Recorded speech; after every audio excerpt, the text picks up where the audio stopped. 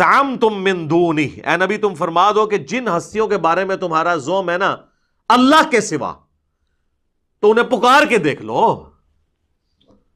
پکارو. فلا یملکون کشف الضر عنکم ولا تحویلا، نہ تو وہ کوئی تم سے تکلیف دور کر سکیں گے نہ بدل سکیں گے. وہ کہتے ہیں نہیں جو بندہ 11ویں دیتا ہے نا تو یا تو اس کی تکلیف دور ہو جاتی ہے یا وہ بدل کے کسی دوسرے پر ڈال دیتے ہیں. حضرت صاحب پھیر دیندے نے دشمن نال پھیر دیندے نے. اللہ نے پھر دسیا ہے کہ نہ کوئی دور کر سکتا جے نہ پھیر سکتا جے. اولئک الذین یدعون یبتغون الی ربہم الوسیلہ، اور جن کو تم پکار رہے ہو نا مدد کے لیے وہ تو خود اپنے رب کو پکارتے ہیں. اب یہ بتوں کے بارے میں آیت نہیں سر، یہ اللہ کے نیک بندوں کے بارے میں ہے. کوئی آیت پیش کر رہا ہے بتوں کے بارے میں، دیکھو وہ تو اپنے رب کے حضور خود وسیلہ تلاش کرتے ہیں. وسیلہ سے مراد نیک اعمال کے، اور وہ اللہ نے ساتھ کلیئر کر دیا ایہم اقرب، کون ان میں سے اللہ کے قریب ہو جائے. وَيَرْجُونَ رَحْمَتَهُ، اور وہ تو خود اللہ سے اس کی رحمت کے طلبگار رہتے ہیں. وَيَخَافُونَ عَذَابَهُ، اور ڈرتے رہتے ہیں اس کے عذاب سے. إِنَّ عَذَابَ رَبِّكَ كَانَ مَحْذُورًا، بے شک تیرے رب کا عذاب چیز ہی ایسی ہے کہ اس سے ڈرا ہی جائے. ہائے ہائے ہائے ہائے، اللہم اجرنا من النار. اچھا یہ آیت ایسی ہے کہ اس کے کانٹیکسٹ میں ایک حدیث ہے بخاری اور مسلم میں. یہ کہتے ہیں کہ ہمیں شان نزول بھی ساتھ بتایا کریں. سوڑ لو پھر شان نزول. اسی آیت کا شان نزول بخاری اور مسلم دونوں میں عبداللہ ابن مسعود کہتے ہیں یہ آیت ان جنات کے بارے میں نازل ہوئی تھی کہ جو جنات کلمہ پڑھ کے مسلمان ہو گئے تھے لیکن کافر جب جنگلوں میں جاتے تھے نا تو انہی جنات کی پناہ حاصل کرتے تھے. یعنی جب کسی جنگل میں جاتے تھے تو کہتے تھے اس جنگل پہ جس جن کی حکومت ہے نا ہم اس کی پناہ میں آتے ہیں کہ وہ ہماری مشکل کشائی کرے. تو اللہ تعالیٰ فرما رہا ہے وہ تو خود اللہ کے ساتھ ایمان لا کر اللہ کی طرف متوجہ ہیں، اور یہ اتنے جانور ہیں یہ لوگ، اولئک کالانعام بل ہم اضل، کہ آج تک انہی کو پکار رہے ہیں. اور سورہ جن میں تو آتا ہے نا کہ وہ جن گفتگو کرتے ہوئے کہتے ہیں کہ جنات کی سرکشی میں اضافہ اس لیے ہوا ہے کہ لوگوں نے ان کو مدد کے لیے پکارنا شروع کر دیا، تو ان کو بھی اپنی ویلیو پتہ لگ گئی، وہ خواہ خواہ پھونڈ چاہ گئے. تو یہ آیت کے کانٹیکسٹ میں بخاری مسلم دونوں میں حدیث ہے کہ یہ ان جنات کے بارے میں ہے جو خود مسلمان ہو چکے تھے، یعنی یہ بتوں کے بارے میں نہیں ہے.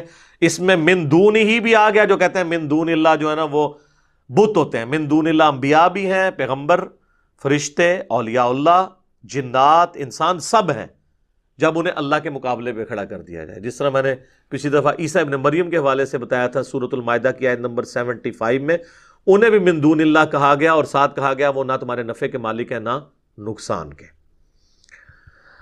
اور سر سورۃ الانعام اور سورہ یونس میں وہ آیت تھوڑے سے فرق کے ساتھ ریپیٹ ہوتی ہے، وَإِن يَمْسَسْكَ اللَّهُ بِضُرٍّ فَلَا كَاشِفَ لَهُ إِلَّا هُوَ، اگر اللہ کسی کو پکڑ لے مصیبت میں، اسے تکلیف میں ڈال دے تو اس کو پھر کوئی دور نہیں کر سکتا سوائے اس اللہ کے. وَإِن يَمْسَسْكَ بِخَيْرٍ، اور اگر اللہ تعالیٰ کسی کے لیے ارادہ کر لے خیر کا، فَلَا رَادَّ لِفَضْلِهِ، تو پھر اللہ کے فضل کو کوئی دور نہیں کر سکتا، کوئی نہیں دور کر سکتا، کسی سے کوئی چیز چھین نہیں سکتا. اور اسی کو نبی علیہ السلام نے بھی ٹرانسلیٹ کیا جو بخاری مسلم دونوں میں حدیث ہے. نبی علیہ السلام فرض نماز کے بعد دعا مانگا کرتے تھے، اللہم لا مانع لما اعطیت ولا معطی لما منعت ولا ينفع ذا الجد منک الجد. اے اللہ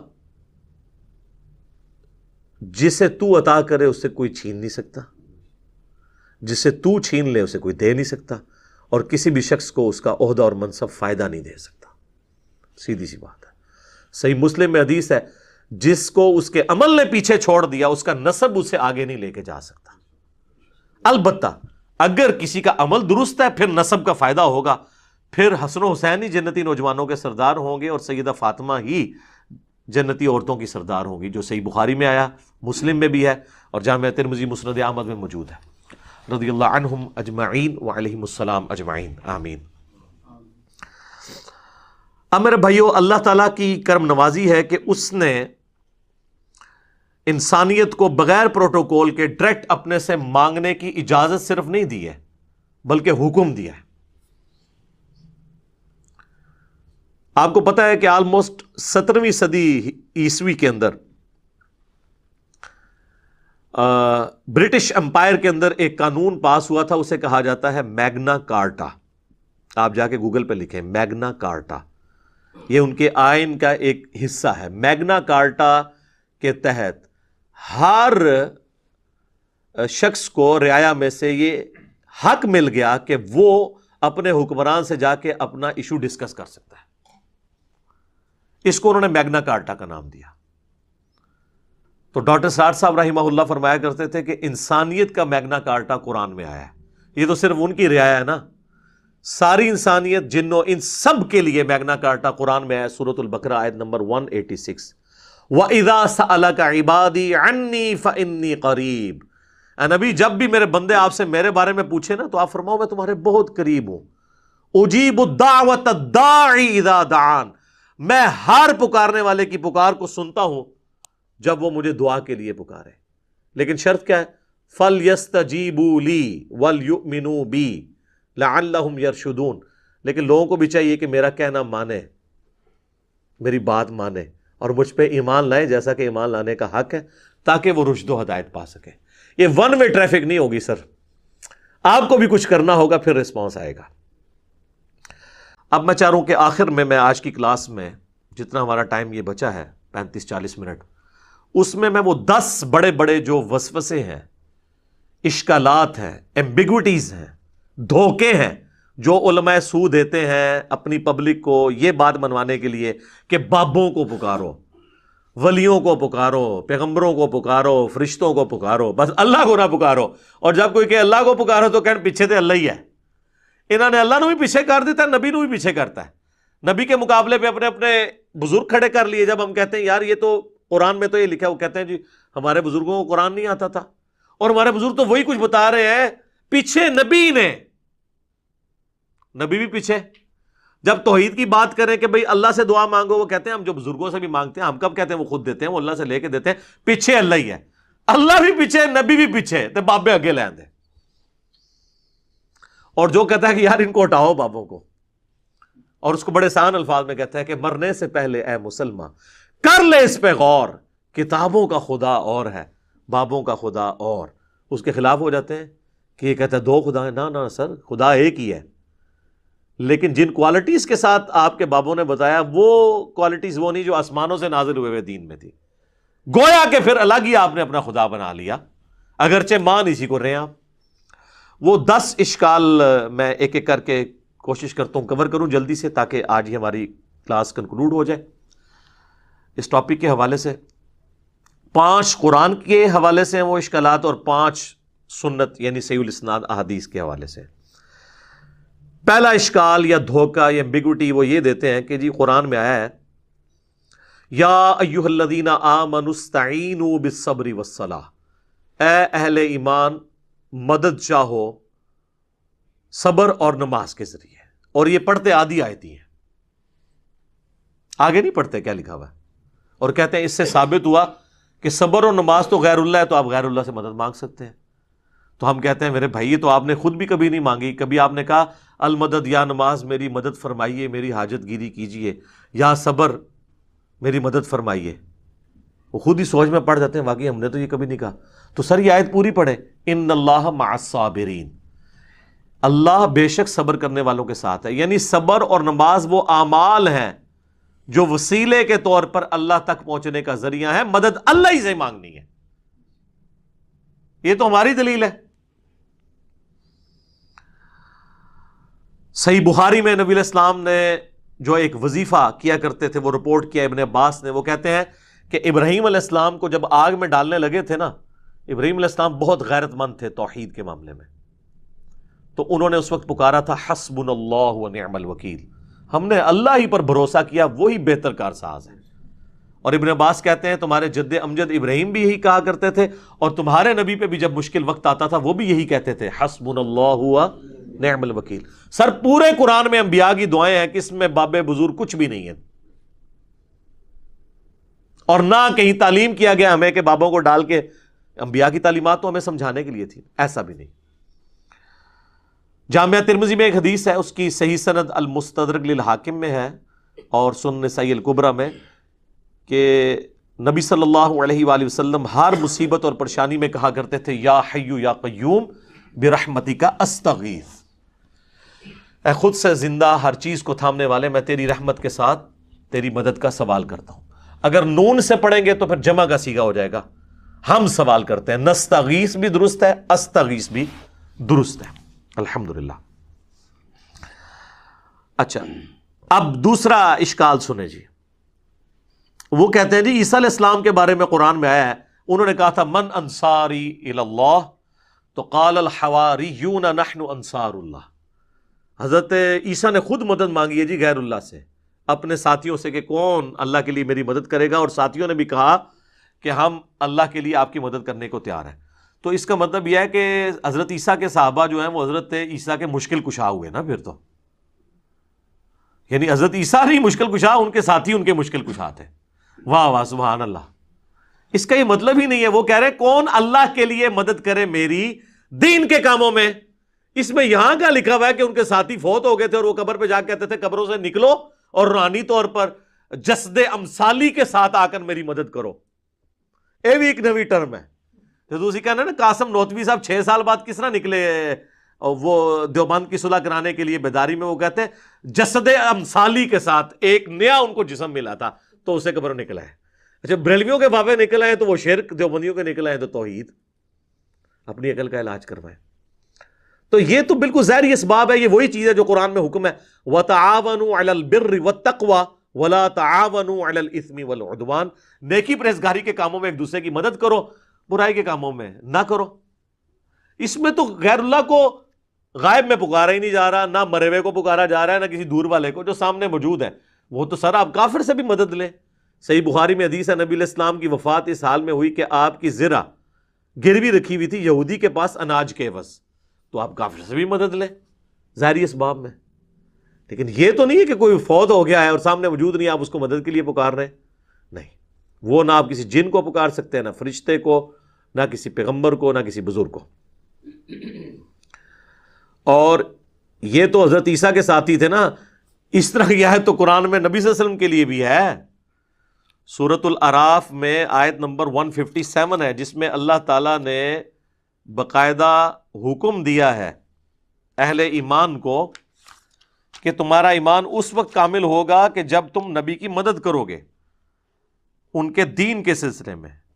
فَالَّذِينَ آمَنُوا بِهِ وَعَزَّرُوا، جو ان پر ایمان لے کر آئے پھر ان کی عزت کی، وَنَصَرُوا، اور ان کی مدد کی، وَاتَّبَعُوا النُّورَ الَّذِي أُنزِلَ مَعَهُ، اور پیروی کی اس قرآن نور کی جو ان کے ساتھ نازل ہوا، اولئک هم المفلحون، وہ ہے فلاح والے۔ ہم آج بھی نبی علیہ السلام کی مدد کر سکتے ہیں ان کے دین کی اشاعت کر کے۔ تو اس کا کیا مطلب ہے ہم رسول اللہ کے مشکل کشا ہو گئے؟ نہیں، ہم تو اپنی مشکل دور کرنے کے لیے اللہ کے دین کا جو ہے وہ کام کر رہے ہیں۔ تو یہ معنی کچھ اور تھا، اس کو بدل دیا۔ یقین کریں اگر یہ گوروں کو اردو آتی ہو نا تو کس طرح مذاق اڑائے ان کی باتوں کا کہ بات کیا تھی تو بنا انہوں نے کہاں سے کیا دی۔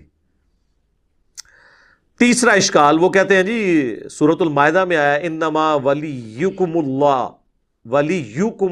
ورسولہ والذین آمنوا، بے شک تمہارا پشت پناہ، تمہارا ولی، تمہارا دوست، تمہارا مددگار تو ہیں اللہ، اس کا رسول اور اہل ایمان۔ تو بالکل ہم مانتے ہیں۔ اس میں یہ کہاں سے ثابت ہو گیا کہ آپ ان کو پکار رہے ہیں؟ اہل ایمان حضور کے ساتھی آپ کے ساتھ، آپ کے مددگار تھے، بالکل ٹھیک ہے۔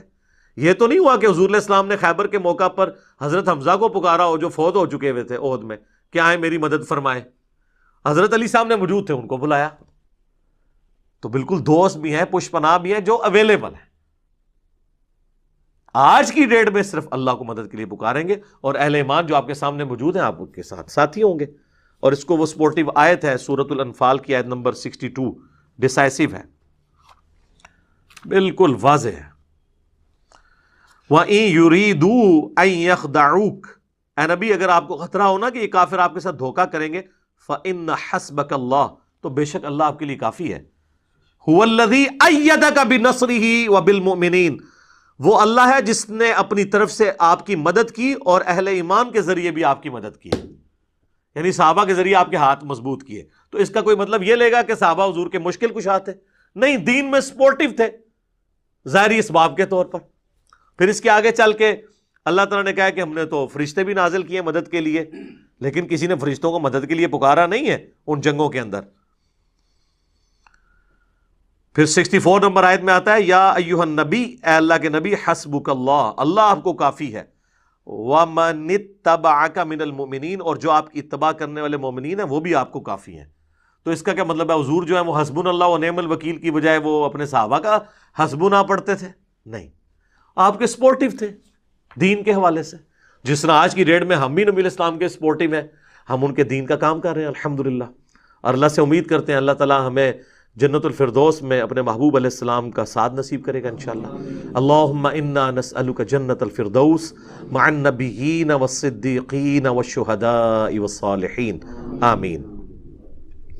چوتھا اشکال، وہ کہتے ہیں جی قرآن میں ہے سورہ التحریم میں فَإِنَّ اللَّهَ هُوَ مَوْلَاهُ وَجِبْرِيلُ وَصَالِحُ الْمُؤْمِنِينَ، رسول اللہ کا مولا تو ہیں اللہ، جبریل اور مومنین، اور اس کے بعد فرشتے بھی۔ اچھا، اس کا مطلب ہے کہ حضور علیہ السلام المدد یا جبرائیل کہتے تھے؟ نہیں، یعنی وہ ان کے پش پناہ ہیں، جب اللہ تعالیٰ کسی کی ڈیوٹی لگاتا تھا وہ حضور کے ساتھ کام کرتے تھے، آپ کے صحابہ آپ کی خدمت گزاری میں تھے، یہ مطلب ہے۔ یہ تو نہیں کہ آج کی ڈیٹ میں آپ نے پکارنا ہے، نبی علیہ السلام نے کبھی یا جبرائیل المدد کہا ہے، بلکہ قرآن میں سورہ انفال میں ہے کہ اللہ نے اپنے نبی سے وعدہ کیا کہ ہم غزوہ بدر میں، احد میں فرشتے نازل کریں گے، تو حضور نے تو فرشتوں کو خود نہیں پکارا، اللہ نے کہا ہم بھیجیں گے۔ پکارنے والا معاملہ کہیں نہیں ہے مدد کے لیے کسی کو۔ تو اگر یہی والا معنی لیا جاتا تو صحابہ کرام جو ہے وہ کہہ رہے ہوتے یا امیر حمزہ المدد، کسی نے نہیں کہا، یا جبرائیل المدد کسی نے نہیں کہا، جو سامنے موجود ہے۔ پانچواں اشکال، وہ کہتے ہیں جی قرآن میں سورہ توبہ میں ہے وَمَا نَقَمُوا إِلَّا أَنْ أَغْنَاهُمُ اللَّهُ وَرَسُولُهُ مِنْ فَضْلِهِ، کیا ان کو یہی بات بری لگی نا کہ جو اللہ نے اور رسول نے اپنے فضل سے انہیں غنی کر دیا؟ اور یہ آیت لوگوں نے اپنے گھروں کے باہر لکھ کے لگائی ہے کہ اللہ اور اس کا رسول دونوں ہی غنی کرتے ہیں۔ سر یہ آیت اتنی لمبی آیت ہے جس کا ایک چھوٹا سا ٹکڑا ہے، سورہ توبہ کی آیت نمبر 74، جس میں نبی علیہ السلام پہ جو قاتلانہ حملہ ہوا تھا، جس پہ میری یوٹیوب پہ ایک ویڈیو بھی ہے، رسول اللہ کا قاتل کون، اس میں بھی میں نے سورہ توبہ کی یہ آیت ڈسکس کی تھی، 74 نمبر۔ اس کے اندر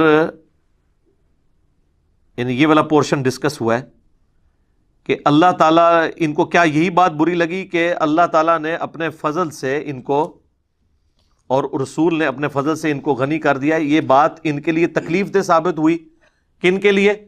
منافقین کے لیے، کیونکہ وہ کہتے تھے ہمیں مال غنیمت میں زیادہ حصہ ملے۔ تو یہ سٹارٹ کہاں سے ہو رہا ہے؟ یحلفون باللہ ما قالوا، یہ اللہ کی قسمیں کھاتے ہیں، وَلَقَدْ قَالُوا كَلِمَةَ الْكُفْرِ، حالانکہ وہ کفر کر چکے، وَكَفَرُوا بَعْدَ إِسْلَامِهِمْ، اور کفر اختیار کیا اسلام کے بعد، وَهَمُّوا بِمَا لَمْ يَنَالُوا، اور انہوں نے وہ ارادہ کیا تھا جس میں کامیاب نہیں ہوئے، یعنی حضور کو شہید کرنے کا تبوک سے واپسی پہ۔ پھر ساتھ آیا وَمَا نَقَمُوا إِلَّا أَنْ أَغْنَاهُمُ اللَّهُ وَرَسُولُهُ مِنْ فَضْلِهِ، کیا ان کو یہی برا لگا کہ اللہ اور اس کے رسول نے اپنے فضل سے ان کو غنی کیا؟ یعنی اللہ کے ٹکڑوں پہ یہ پل رہے ہیں، رسول اللہ ان کو مال غنیمت میں حصہ دیتے ہیں، اس کے اگینسٹ انہوں نے یہ کیا کہ یہ نبی علیہ السلام کی جان کے دشمن بن گئے۔ اس سے یہ کہاں سے ثابت ہو گیا کہ آپ نے اللہ کے رسول کو مدد کے لیے پکارنا ہے؟ یہ چیز ہی کچھ اور تھی اور انہوں نے کچھ اور بنا دی۔ کانٹیکسٹ بالکل واضح ہے، اور اس کو سپورٹیو وہ حدیث جو میں نے پچھلی دفعہ بیان کی تھی بخاری اور مسلم دونوں میں، کہ 70 صحابہ کو جب دھوکے سے شہید کرنے لگے تو انہوں نے کیا کہا؟ اے اللہ ہمارے نبی کو ہمارے حال کی خبر کر دینا، ہم اپنے رب سے مل رہے اس حال میں کہ ہم اپنے رب سے راضی، ہمارا رب ہم سے راضی، ہم حضور کے دین پر ثابت قدم ہیں، اے اللہ ہمارے نبی تک ہماری یہ خبر پہنچا دینا۔ اور بخاری کے الفاظ ہیں حضرت جبرائیل نے آ کے خبر دی، انہوں نے یہ بھی نہیں کہا کہ اے جبرائیل آپ خبر پہنچا دیں، یا رسول اللہ انظر حالنا، انہوں نے نہیں کہا، انہوں نے کہا اے اللہ آپ خبر کر دیں۔ تو اس سے 3 عقیدے میں نے کہا تھا کلیئر ہوئے، علم الغیب، حاضر و ناظر، اور مسئلہ استعانت یعنی غیر اللہ کو پکارنا۔ تینوں مسئلے جو انہوں نے بنائے ہوئے ہیں غلط طریقے سے وہ فارغ ہو گئے اس ایک حدیث سے۔ تو صحابہ تو یہ کرتے تھے، ان کو نہیں پتا تھا یہ قرآن میں آیت ہے وَمَا نَقَمُوا إِلَّا أَنْ أَغْنَاهُمُ اللَّهُ وَرَسُولُهُ مِنْ فَضْلِهِ، وہ یہ مطلب نہیں رہتے تھے۔ لے جی یہ 5 اشکال تو ختم ہوئے جو قرآن سے دیتے تھے، اب 5 احادیث والے بڑے مشہور ہیں، وہ بھی میں کور کر دوں۔ چھٹا اشکال، صحیح بخاری میں حدیث ہے جی میں کان بن جاتا ہوں، میں ہاتھ بن جاتا ہوں، میں پاؤں بن جاتا ہوں، پوری تصوف اس کے اوپر کھڑی ہوئی ہے، اور وہ اس لیے کہ یہ بھی آدھی حدیث پیش کرتے ہیں، پوری تو ان کی موت ہے۔ یہ صحیح بخاری میں حدیث ہے، نبی علیہ السلام نے فرمایا، حدیث قدسی ہے کہ اللہ تعالیٰ فرماتا ہے جس نے میرے ولی کے ساتھ دشمنی کی میرا اس کے خلاف اعلان جنگ ہے۔ اب ولی سے آپ کو انڈیا پاکستان کے ولی نہیں، یہ ولی اللہ کی بات ہو رہی ہے، جو اللہ کی عبادت کرتے تھے، جو اپنی عبادت کرواتے ہیں نا وہ اللہ کے ولی نہیں ہیں، ان سے اعلان جنگ ہے میرا۔ صحابہ اہل بیت ان کے پیٹرن پہ چلنے والے وہ امام جنہوں نے ان کی تعلیمات ہم تک پہنچائی، اعلان جنگ ہے۔ اور میرا بندہ میرا قرب کسی چیز سے حاصل نہیں کر سکتا جو فرائض میں پابندی سے حاصل کرتا ہے، پہلی چیز فرض ہے، پھر نوافل کے ذریعے میرا اتنا قرب حاصل کرتا ہے کہ میں اس کے کان بن جاتا ہوں جس سے وہ سنتا ہے، میں اس کے ہاتھ بن جاتا ہوں جس سے وہ پکڑتا ہے، میں اس کی آنکھیں بن جاتا ہوں جس سے وہ دیکھتا ہے، میں اس کے پاؤں بن جاتا ہوں جس سے وہ چلتا ہے۔ بس اتنا کر کے وہ کہتے ہیں جس کے ہاتھ اللہ کے ہاتھ بن جائے پھر ایتھوں ہوتے نہیں پہنچن گے، اے آپ کو رزلٹ کر لیندے۔ اور یہ عربی کے محاورے میں بات ہو رہی ہے، یعنی اس کا اوڑھنا بچھونا میں بن جاتا ہوں، یعنی میں اسے اسپیشل پروٹیکشن دے دیتا ہوں۔ ایک بار جب وہ کوشش کرتا ہے پھر اس کے ہاتھ پاؤں کان آنکھیں میری اطاعت میں ہی اٹھتی ہیں۔ وہ کہتے ہیں جی یہ تو وہ پہلے ہی کر رہا تھا تبھی اس کو انعام ملا، پھر انعام کیا ہوا؟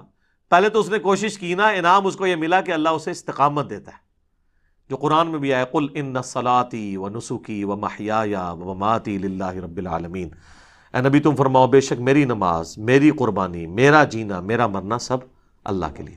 اچھا اس آیت اس حدیث کا اگلا حصہ نہیں پڑھتے، اگلے الفاظ ہیں کہ جب وہ مجھ سے کوئی دعا کرتا ہے میں دعا قبول کرتا ہوں، اور جب مجھ سے پناہ طلب کرتا ہے اپنے دشمن کے اگینسٹ تو میں اسے پناہ عطا کرتا ہوں۔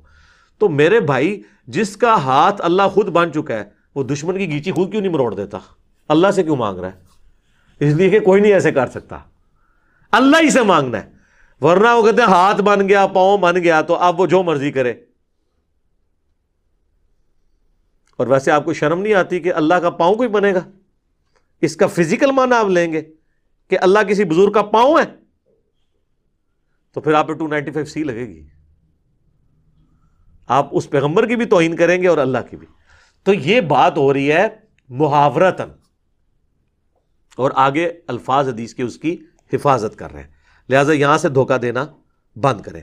اور اس کو سپورٹیو حدیث ہے بخاری مسلم دونوں میں، اما عائشہ کہتی ہیں جب بادل نظر آتے نا اور آندھی چلتی تو ہم لوگ خوش ہوتے کہ بارش آئے گی، اور حضور صلی اللہ علیہ وسلم کے مبارک چہرے پر پریشانی کے آثار آ جاتے ہیں۔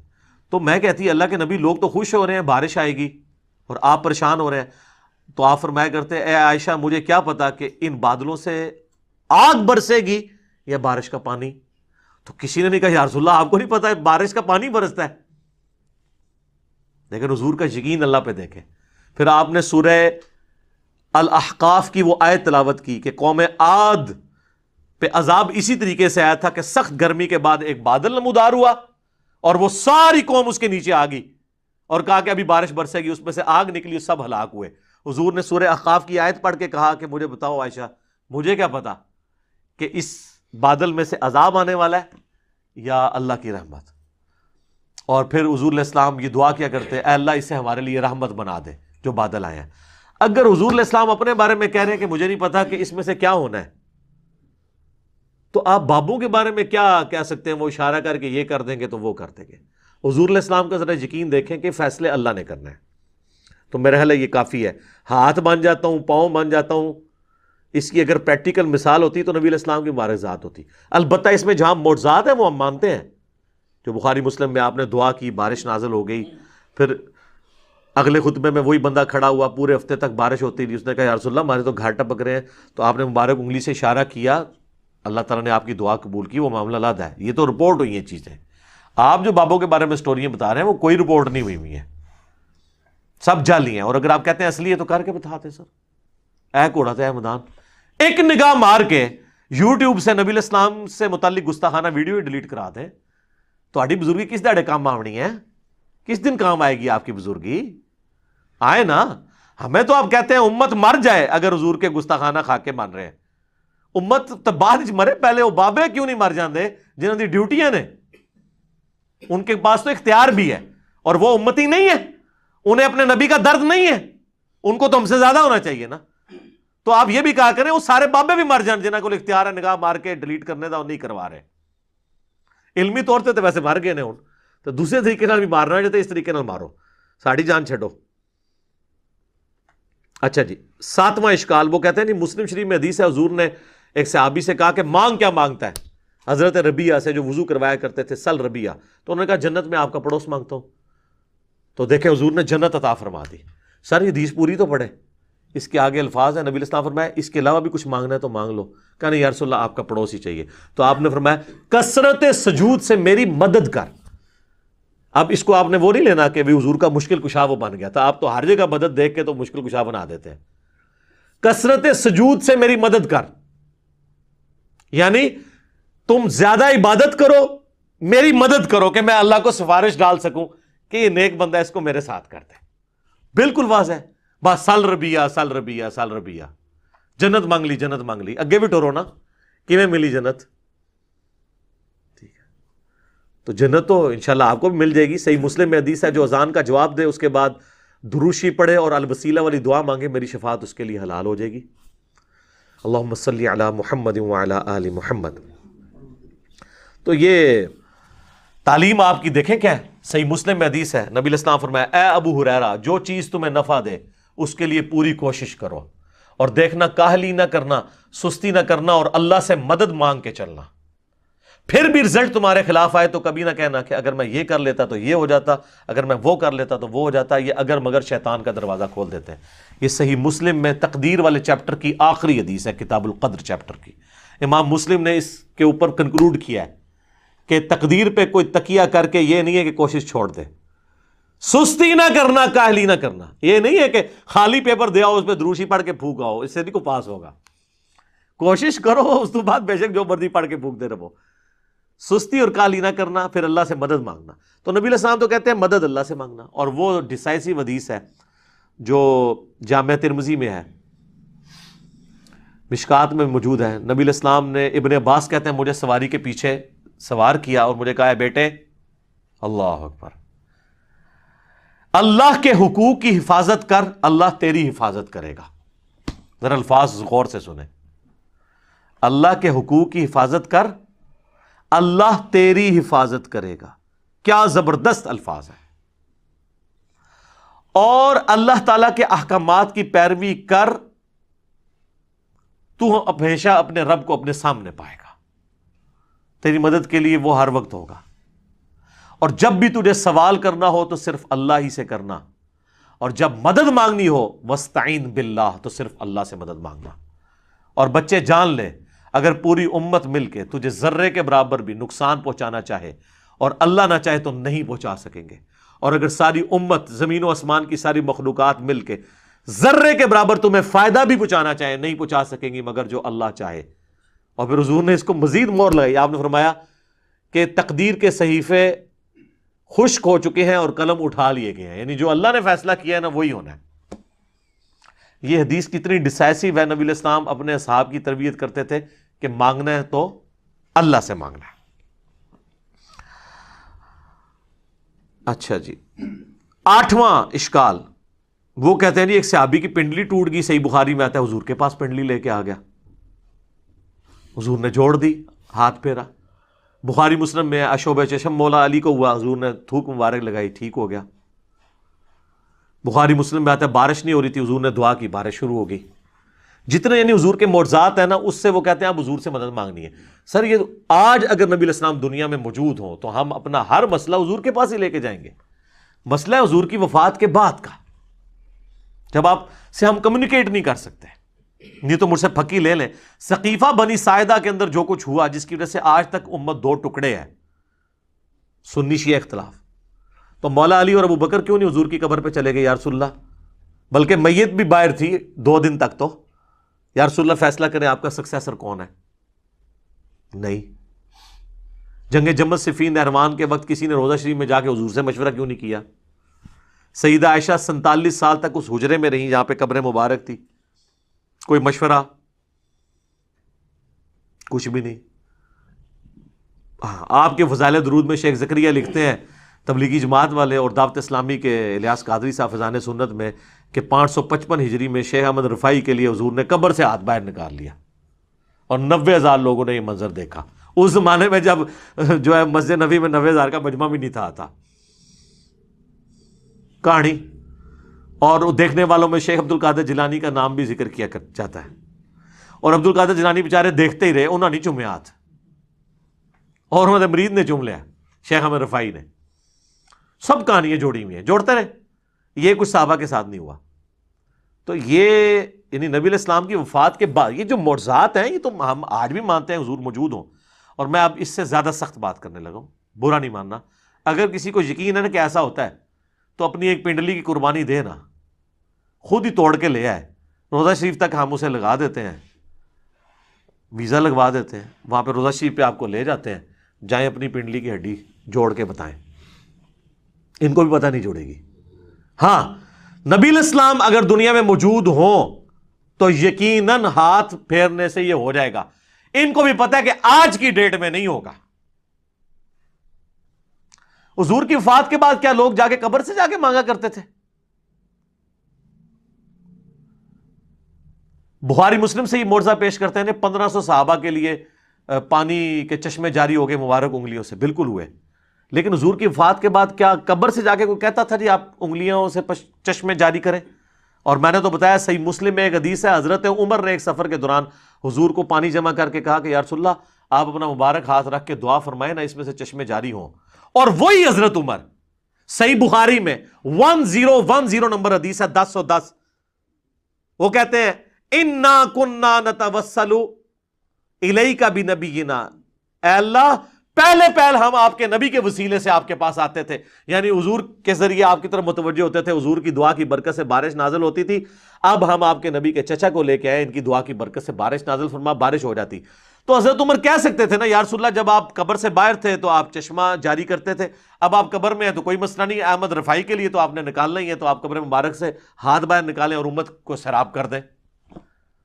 تو یا پھر کہ حضرت عمر جو ہیں وہ وہی عقیدہ رکھتے تھے جو قرآن و سنت میں اور جو ہم پیش کر رہے ہیں کہ وفات کے بعد اب وہ کمیونیکیشن گیپ نہیں ہوگا. حیات النبی اپنی جگہ موجود ہے, لیکن دنیاوی حیات نہیں, آخرت کی حیات ہے. حیات النبی پہ سب سے زیادہ ویڈیوز ہی میری ہیں, لیکن وہ دنیاوی حیات نہیں ہے, آخرت کی زندگی ہے جس میں نہ سانس ہے, نہ کھانا پینا ہے دنیا والا, نہ ٹوائلٹ ہے. آج بھی قبر مبارک اگر آپ کھودیں تو نبی علیہ السلام اسی حالت میں لیٹے ہوئے ہوں گے جس طرح 800 سے 1400 سال پہلے آپ کو دفنایا گیا تھا. کوئی سانس نہیں لے رہے ہوں گے, اسی حالت میں ہوں گے. آپ اس زندگی کو آبزرو کر ہی نہیں سکتے. تو یہ پیش کرنا ہے معجزات کے ذریعے, یہ بالکل جھوٹ ہے. ورنہ تجربے کے لیے پھر تیار ہو جائیں, جس نے پنڈلی کی قربانی دینی ہے تو کریں. پھر 9واں اشکال وہ کہتے ہیں جی اس کو بلکہ شعر بنا دیا, آج لے ان کی پناہ, آج مدد مانگ ان سے, پھر نہ مانیں گے گر قیامت میں گر مان گیا. وہ اعلیٰ حضرت کا شعر ہے کہ قیامت میں تو نے بھی حضور سے ہی شفاعت کرانی ہے, تو آج کیوں نہیں حضور کو مدد کے لیے پکارتا؟ ادھر تو نے حضور کو ہی پکارنا ہے نا سر, اس لیے پکارنا ہے کہ حضور سامنے ہوں گے صلی اللہ علیہ وسلم. دنیا میں بھی جب سامنے موجود تھے تو حضور کو اپنے مسئلے بتانے تھے, آخرت میں بھی جب حضور علیہ السلام سامنے آئیں گے تو ان کے سامنے ہی ان کو ہی ہم اللہ کے حضور اپنا وسیلے کے طور پہ پیش کریں گے, انہی کے ہاتھ پہ شفاعت کا دروازہ کھلے گا. لیکن یہ بیچ والا پورشن آپ نے کہاں سے نکال لیا؟ جیسے آپ تراویح سے 20 تراویح نکال لیتے ہیں اور یوفون سے یوفون نکال لیتے ہیں, مسقال ذرۃ خیر یرا سے مسقال نکال لیتے ہیں, الفاظ کے میچ کرنے سے تو چیزیں نہیں نکل آتی. تو حدیث شفاعت والا معاملہ ڈیفرنٹ ہے. ورنہ میں نے حضرت عمر والا بتا دیا, وہ تو کہتے ہیں جب تک نبی موجود تھے ان کے ذریعے متوجہ ہوتے تھے, اب ان کے چچا کو ان کی دعا کی برکت سے. وہ کہتے ہیں نہیں جی مصنف ابن ابی شیبہ میں ایک روایت ہے اور حافظ ابن کثیر نے بھی نقل کی ہے سورہ نساء کی آیت نمبر جو 64 ہے, وَلَوْ أَنَّهُمْ إِذْ ظَلَمُوا أَنفُسَهُمْ جَاءُوكَ, جب اپنی جانوں پر ظلم کرو تو حضور کی خدمت میں حاضر ہو جاؤ, حضور شفاعت کریں گے تو اللہ توبہ قبول کرے گا. اس آیت کے کانٹیکسٹ میں ابن کثیر بھی لے کے آئے کہ ایک جو ہے نا وہ اعرابی حضور کی قبر پہ حاضر ہوا اور کہا یا رسول اللہ قرآن میں تو حکم ہے کہ یہ حکم حضرت عمر کو نہیں پتا تھا اور ایک پینڈو کو پتا چل گیا, اپنی عقل کا علاج کراؤ. اسی لیے کہا گیا نا علیکم بسنتی و سنت الخلفاء الراشدین المہدیین. صحیح بخاری 1010 میں تو حضرت عمر کہہ رہے ہیں اللہ جب تک نبی موجود تھے ہم ان کو وسیلے کے طور پہ پیش کرتے تھے, اب ان کے چچا کو لے کے آئے ہیں. تو حضرت عمر کو نہیں پتا تھا میں جا کے ڈائریکٹ پہ قبر پہ جا کے وَلَوْ أَنَّهُمْ ظَلَمُوا أَنفُسَهُمْ جَاءُوكَ پڑھ لوں. Point to be noted. تو وہ کہتے ہیں بھی وہ خواب میں حضور کی زیارت ہوئی اور کہا کہ عمر کو میرا سلام کہنا اور کہنا ان قریب بارش ہو جائے گی. اور کئی کہتے ہیں قبر سے آواز آ گئی, عمر کو سلام کہنا اور اسے کہنا عوام پہ نرمی کرے. سر یہ مصنف ابن ابی شیبہ میں جو روایت ہے نا, اس میں آمش مدلس ہے اور ان سے روایت کر رہا ہے اور سما کی تصریح نہیں ہے. اور صحیح مسلم کے مقدمے میں امام مسلم نے یہ پیٹ رول لکھا ہے کہ مدلس کی آن والی روایت سما کی تصریح سے کے بغیر, حدثنا یا اخبرنا کے بغیر قابل قبول نہیں ہوگی.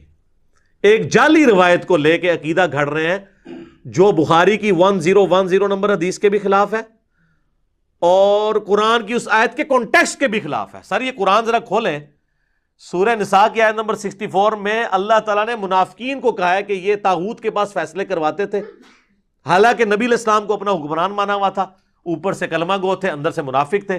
تو اللہ تعالیٰ نے فرمایا کہ اب جو انہوں نے ظلم کیا نا کہ اپنا فیصلہ کافروں سے کروایا, تو اب ان کو چاہیے حضور کے سامنے آئے, حضور سے معافی مانگے, آپ صلی اللہ علیہ وآلہ وسلم اللہ کے حضور ان کی شفاعت کریں کہ جو انہوں نے یہ مس بیہیو کیا کہ بجائے حضور کو جج ماننے کے جا کے یہودیوں سے فیصلہ کروایا, پھر اللہ ان کو معاف کرے گا. وہ تو کنٹیکسٹ ہی ڈیفرنٹ تھا, اس کو آپ نے پکڑ کے حضور کی وفات کے بعد کیسے لگا دیا؟ بات کون سی تھی؟ اور وہ کہتے ہیں یہ آیات جنرلائز ہیں.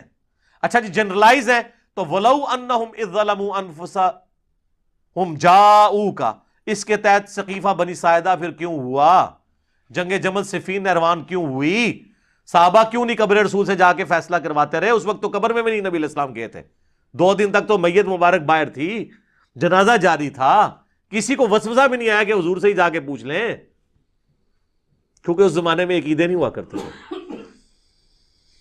یہ آج کے جھگڑے ہیں جی, عطائی ذاتی, مستقل بالذات, غیر مستقل بالذات, پتہ نہیں کیا کیا کہانیاں بنائی ہوئی ہیں. اور جناب صحیح مسلم میں حدیث ہے, ایک صحابی نے حضور کے سامنے خطبہ دیتے ہوئے کہا میں یطیع اللہ و رسولہ فقد رشدا, جو اللہ رسول کی اطاعت کرے وہ کامیاب ہوا, ومن یعصہما, اور جس نے ان دونوں کی نافرمانی کی فقد غوا, وہ گمراہ ہو گیا. آپ نے فرمایا بئس الخطیب انت, کتنا برا خطیب ہے تو نے یہ کیوں کہا ان دونوں کی؟ حالانکہ جملہ کانٹیکسٹ کے ساتھ درست تھا کہ جو اللہ رسول کی اطاعت کرے وہ کامیاب ہوا, جو ان دونوں کی نافرمانی کرے وہ ناکام ہوا. لیکن حضور نے فرمایا دونوں نہیں کہنا, اللہ ایک ہے. تمہیں کہنا چاہیے وَمَن يَعْصِ اللَّهَ وَرَسُولَهُ فَقَدْ غَوَىٰ. اس نے نہیں آگے سے کہا کہ ہک ہے, جڑا ہک کی ڈھوں آکھے وہ کافر و مشرک ہے. وہی مواحد ہے جڑا ہک کی ڈھوں آکھے. اور ابو داؤد میں آگے الفاظ ہیں, آپ نے فرمایا قم اذهب, اٹھ نکل ادھر سے, تو نے مجھے اللہ کے ساتھ شامل کر دیا. اور مسند احمد میں اور امام بخاری کی کتاب الادب المفرد میں ایک صحابی نے کہہ دیا یا رسول اللہ ما شاء اللہ وشئت, اے اللہ کے رسول جو اللہ چاہے اور جو آپ چاہیں. آپ نے فرمایا اجعلتنی للہ عدلا, اجعلتنی للہ ندا, کیا تو نے مجھے اللہ کے مقابلے پر کھڑا کر دیا؟ قل بل ما شاء اللہ وحدہ, بلکہ کہہ جو اکیلا اللہ چاہے. اس نے نہیں کہا یا رسول اللہ میں آپ کو عطائی مان رہا ہوں, غیر مستقل بذات مان رہا ہوں, اور میں اللہ کی اطاعت سے ہی مان. اس زمانے میں یہ کہانیاں نہیں سناؤندیاں بھائی, اردو دین سیدھا سیدھا سی. ٹھیک ہے, تو اسی واسطے اسی سیدھا سیدھا دین اتو بیان کر رہے ہیں, کتاباں والا دین اللہ کے فضل سے. آخری اشکال ہے جی 10واں, جس میں میرا پورا لیکچر بھی ہے, مجھے تم سے شرک کا خوف نہیں. وہ کہتے ہیں یہ کہانیاں اپنی ایک اور رکھو, شرک کا کوئی خوف ہی نہیں رہا. اچھا نہیں خوف ہے تو یہ صحیح مسلم میں کیوں حدیث ہے, صحیح بخاری میں, کہ دیکھنا میری شان کو اس طرح بلند نہ کرنا جس طرح عیسیٰ ابن مریم کو ان کے ماننے والوں نے کیا, میں اللہ کا بندہ اور اس کا رسول ہوں, مجھے اللہ کا بندہ اور رسول ہی کہنا. تو کسی نے نہیں کہا یا رسول اللہ آپ کو تو گارنٹی ہے وہ میں شرک نہیں کرے گی, تو آپ یہ ہمیں نصیحت کیوں کر رہے ہیں؟ تو یہ حدیث بخاری مسلم میں کیوں ہے کہ آپ اپنی وفات کے دنوں میں اپنے چہرہ مبارک سے چادر ہٹاتے تھے اور کہتے تھے لعن اللہ الیہود والنصارى, اللہ کی لعنت ہو یہود و نصارہ پر, انہوں نے اپنے نبیوں کی قبروں کو سجدہ گاہ بنا دیا تھا, تم میری قبر کو سجدہ گاہ نہ بنانا. اور اس کے آگے حضرت عائشہ کے الفاظ ہیں, اگر ہمیں یہ خطرہ نہ ہوتا کہ لوگ حضور کی قبر پہ سجدے شروع کر دیں گے تو ہم زائرین کی زیارت کے لیے اوپن قبر کو چھوڑ دیتے, لیکن حضور ہمیں ڈرا رہے تھے, اس لیے ہم نے اوپن زیارت کے لیے قبر کو نہیں چھوڑا, بلکہ حجرے کے اندر ہی رہی. اب تو خیر وہاں اجازت سے بھی کوئی نہیں اندر جا سکتا. تو کسی کو نہیں پتا تھا مجھے تم سے شرک کا خوف نہیں. تو اس پہ میری پوری یوٹیوب پہ ویڈیو پچھلے دنوں ریکارڈ ہوئی ہے, مجھے تم سے شرک کا خوف نہیں. یہ حضور علیہ السلام نے صحابہ کو اور صحابہ کے پیٹرن پہ چلنے والی ایک خاص اسکول آف تھاٹ کو یہ بات کی تھی کہ قیامت تک ایک میرا امت کا گروہ ایسا ہے جو بخاری مسلم میں آتا ہے کہ وہ قیامت تک حق پہ قائم رہے گا. باقیوں کے لیے نہیں آیا. وہ تو ابو داؤد میں خود ہی آپ کہتے ہیں 72 جہنم میں جائیں گے اور ایک جنت میں جائے گا. حضور اس زمانے میں وہ صحابہ تھے جن سے شرک کا خوف نہیں تھی، اور صحابہ کے زمانے سے قیامت تک ایک گروہ. ورنہ تو یہ خود بھی مانتے ہیں کہ نصیریہ جو علی اللہ کہہ رہے ہیں اس وقت وہ یہود و نصارہ کا گروہ ہے، کوئی شیعہ سے نکلا ہے. قادیانی جو ختم نبوت میں شرک کر رہے ہیں سنیوں سے نکلے ہیں. اور حلولیہ جن کو کشف المعجوم میں خود علی اجویری صاحب نے کہا یہ گمراہ فرقہ ہے، جو کہتے ہیں بندے کے اندر اللہ گھس جاتا ہے، یہ شرک نہیں ہے. اور وہ انہوں نے لکھا ہے یہ اہل سنت کے جو گمراہ فرقے ہیں ان میں سے ایک فرقہ ہی ہے. خود انہوں نے مانا ہے کہ سنیہ دے جڑے 12 فرقے نے 10 آکتے نے 2 گمراہ نے، انہیں حلولی ہے تو حلول کا عقیدہ رکھتا ہے. تو یہ شرک تو ہوا ہے. اور اس حدیث کی شرح آپ ابن حجر اسقلانی کی فتح الباری پڑھ لیں یا عمدۃ القاری جو ہے پڑھ لیں بدر الدین عینی کی. دونوں نے لکھا ہے کہ یہ پوری امت کے لیے گارنٹی نہیں ہے، خاص طبقے کے لیے ہے. ادروائز امت میں لوگ شرک میں مبتلا ہوئے ہیں.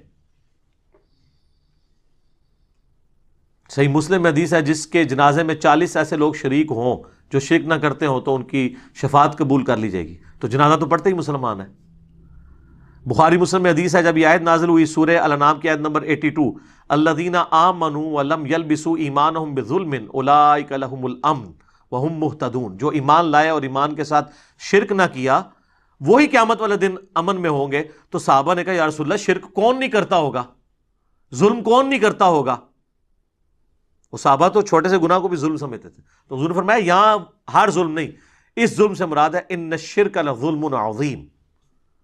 سورہ لقمان کی آیت نمبر 13 تلاوت کی نبی علیہ السلام نے کہ یہاں شرک یعنی جو ایمان لانے کے بعد شرک نہ کرے اس کے لیے گارنٹی ہے کہ وہ امن میں ہوگا. باقی گناہوں کے معاملے میں اللہ تعالیٰ ٹالریٹ کر لے گا. اور سر وہ جو حدیث ہے ترمذی میں اور مسند احمد میں کہ جو شخص 10 دفعہ پڑھ لے لا الہ الا اللہ وحدہ لا شریک لہ لہ الملک ولہ الحمد بیدہ الخیر یحیی و یمیت وہو علی کل شیء قدیر، فجر اور مغرب کے بعد بغیر پاؤں بدلے تو اسے کوئی چیز نقصان نہیں پہنچا سکے گی سوائے یہ کہ وہ شرک خود ہی کر لے. اس میں یہ الفاظ ہے. تو حضور کو تو کہنا چاہیے شرک ختم ہو گیا تو پھر شرک کہاں سے کر لے. تو اس کا مطلب یہ ہے کہ لا الہ الا اللہ پڑھ کے بھی اگر کوئی شرک کر رہا ہے نا تو بے شک وہ نماز کے بعد لا الہ الا اللہ پڑھتا رہے یا موت کے وقت لا الہ الا اللہ پڑھتا رہے کوئی فرق نہیں پڑنا اگر ساتھ وہ شرک کر رہا ہے. جو سورہ یوسف میں آیا کہ اکثریت لوگوں کی اللہ پر اس حال میں ایمان لاتی ہے کہ وہ شرک بھی کر رہی ہوتی ہے ساتھ. چلو مسلمان تو برا مانیں گے، غیر مسلم اللہ کو مان بھی رہے ہیں اور شرک بھی کر رہے ہیں ساتھ. کرسچن اللہ کو مان رہے ہیں، ہندو اللہ کو مان رہے ہیں، ساتھ شرک بھی کر رہے ہیں. تو یہ ایک پورا ڈیٹیل ٹاپک تھا، اس کے اوپر میں نے الگ سے ویڈیو ریکارڈ کروا دی ہے. 5 لیکچرز میں اینڈ پہ بتا دیتا ہوں چونکہ میں سب کچھ کور نہیں کر سکتا. نمبر 1 مجھے تم سے شرک کا خوف نہیں، رومن میں لکھیں. نمبر 2 وسیلے کے ذریعے دھوکا، وسیلے کو ہم مانتے ہیں لیکن وسیلہ استعانت کو ثابت نہیں کرتا. نمبر 3 قصہ موسیٰ اور خضر، اس کے اوپر پوری تصوف کھڑی کی ہے، پورا لیکچر دیا ہے. نمبر 4 تخت بلقیس، کہتے بندہ لبو کیڑا سی، بندہ لب لے میں لب لے، اللہ نے ایسا بندہ اٹھ چھڑیا ہے کہ انہیں سارے بندے لب لینے. اور 5واں حضرت اویس کرنی، وہ کہتے ہیں ویسی روحانی سلسلہ ہوتا ہے. یہ 5 لیکچرز ہیں، یعنی یہ 5 گھنٹے مزید ہیں، لیکن قرآن کلاس متحمل نہیں ہے. ایک ایک حدیث جے پی جی ڈسپلے کروایا ہے، ایک ایک حدیث کا نمبر ڈسپلے کرایا ہے. یہ 5 لیکچر آپ دیکھیں تو اسی کے ساتھ ریلیٹڈ ہیں. وہ انشاءاللہ تعالیٰ آپ کو ساری کی ساری گیم سمجھ آ جائے گی. آخر میں حدیث بیان کرتا ہوں، بخاری مسلم دونوں میں حدیث ہے، تم بھی اگلے لوگوں کے راستے پہ چل پڑو گے قدم بقدم بالشت بر بالشت، حتیٰ کہ ان میں سے کوئی گوہ کے سوراخ میں داخل ہوا تو تم بھی وہی کام کرو گے. صحابہ نے کہا یہ اگلے لوگوں سے مراد کیا یہود و نصارہ ہیں؟ آپ نے فرمایا اگر وہ مراد نہیں تو اور کون مراد ہے؟ تو ڈاکٹر اشرف آصف جلالی صاحب نے کہا کہ یہاں یہود و نصارہ کا فیشن مراد ہے، شرکی عقائد مراد نہیں ہے. ہم نے کہا نا، اس حدیث کا بھی شان نزول شاد ارشاد موجود ہے جامعہ ترمذی میں اور مشکات میں بھی موجود ہے کہ صحابہ کہہ رہے ہیں کہ ہم غزوہ حنین کے موقع پر ایک درخت کے پاس سے گزرے جسے ذات انوات کہا جاتا تھا، اور مشرکین عرب جنگ کے لیے اپنا اسلحہ اس پہ پہلے لٹکاتے تھے تاکہ اس سے برکت حاصل کریں. ان کا عقیدہ تھا اس سے ہم جنگ جیت جائیں گے. تو صحابہ نے جب دیکھا تو کہا یا رسول اللہ آپ بھی ہمارے لیے کوئی اس طرح کا ایک درخت مقرر کر دیں. ہائے ہائے. آپ نے کہا سبحان اللہ، آج تو تم نے وہی بات کر دی جو موسیٰ کے ماننے والوں نے کی تھی. پھر نبی علیہ السلام نے سورۃ الاعراف کی آیت تلاوت کی کہ موسیٰ کے ساتھی جب ایک جگہ سے گزرے جہاں پہ کچھ لوگ بتوں پر دھیان کیے ہوئے اعتکاف بیٹھے تھے، تو کہا ہمارے لیے بھی اللہ کا کوئی بت بنا دے. حضور نے کہا تم مجھ سے اللہ کا بت مانگ رہے ہو؟ کسی نے نہیں کہا یا رسول اللہ ہم نے اللہ کا بت کہا، ہم تو فیض کے لیے ایک درخت مانگ رہے ہیں. تو اسی قبرہ پہ چٹ دے ہو. حضور نے درخت نہیں چٹن دیتا اور کہا کہ اے بھی اللہ کا بت بنا لگے ہو تسی. تو آپ فرمایا تم نے موسیٰ کے ماننے والی بات کر دی. پھر آپ فرمایا اللہ کی قسم تم بھی اگلے لوگوں کے پیچھے چل پڑو گے، یعنی جو جو شرکیہ کام انہوں نے کیے تم بھی کرو گے، یعنی اس امت میں بھی یہ کام آئیں گے. تو یہ حدیث بخاری مسلم کی وہ شرح بیان کر رہی ہے کہ یہاں مراد فیشن نہیں ہے بلکہ شرکیہ عقائد ہیں جن سے اللہ تعالی ہمیں محفوظ رکھے.